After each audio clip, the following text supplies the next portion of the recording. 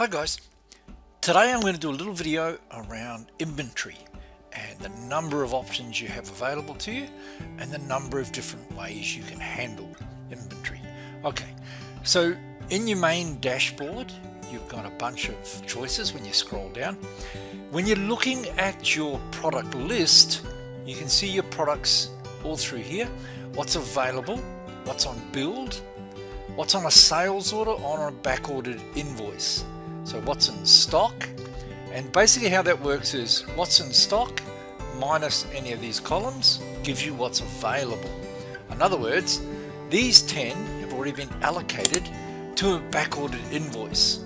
So they not only, while you have them in stock, it's showing that they are not available for sale, this here. And then you've got 100 on order. And again, if you drill into any of these numbers, it'll bring up the list of what makes that up, what's being used, and what your end result is. And again, you can click right back to the total that is behind that. So there you go. There's your 100. All right, let me go back.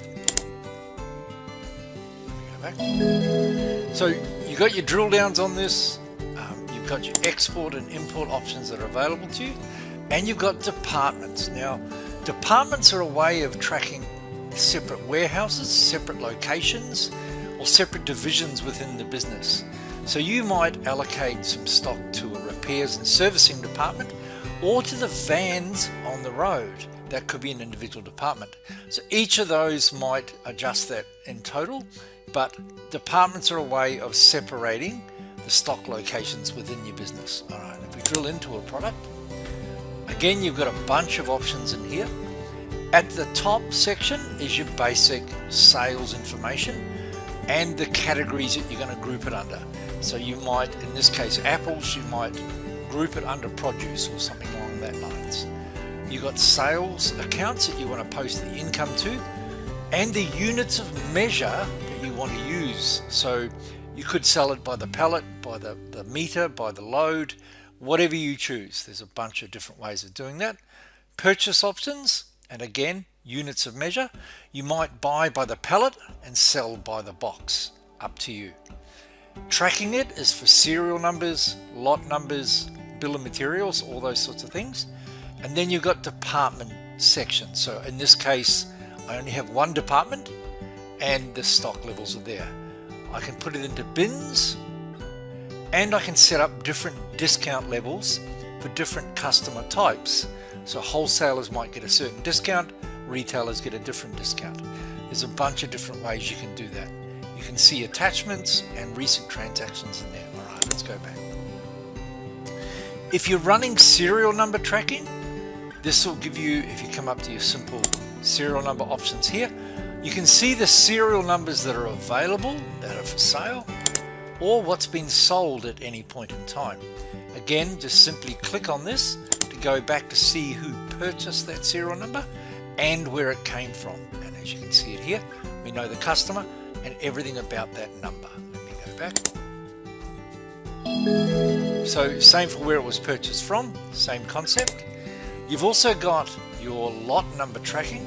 So serial numbers are an individual product. Lot numbers or batch numbers are a group of products. So in this case, I've got 17 left of this group, and what purchase order they came in on and what invoice they went out on. So again, if I drill back into that, it'll show me when those lot numbers came in. And this could be part of manufacturing, it could be part of anything, but you can see the lot number coming in, when and who it came from, and back on the list.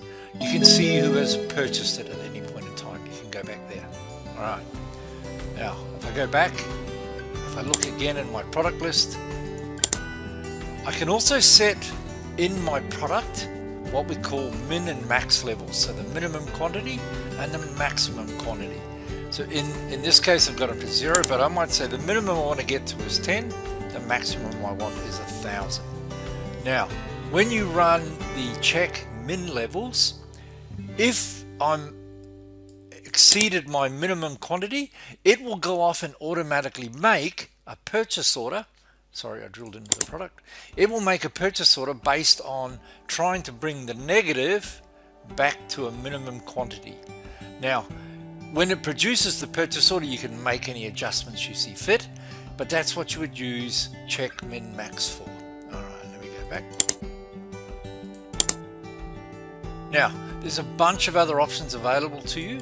If I come back into your dashboard, you got stock adjustments, stock transfers, basically everything that you need to track inventory, to monitor inventory and see what's going on at any point in time.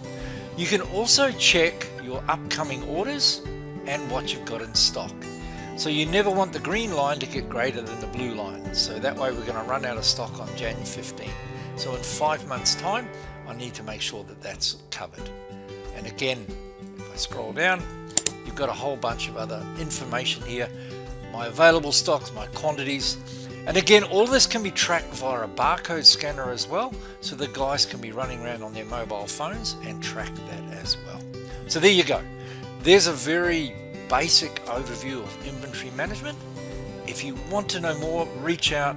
More than happy to do a one-on-one demo with you guys. More than happy to help. And I hope that made sense. Cheers.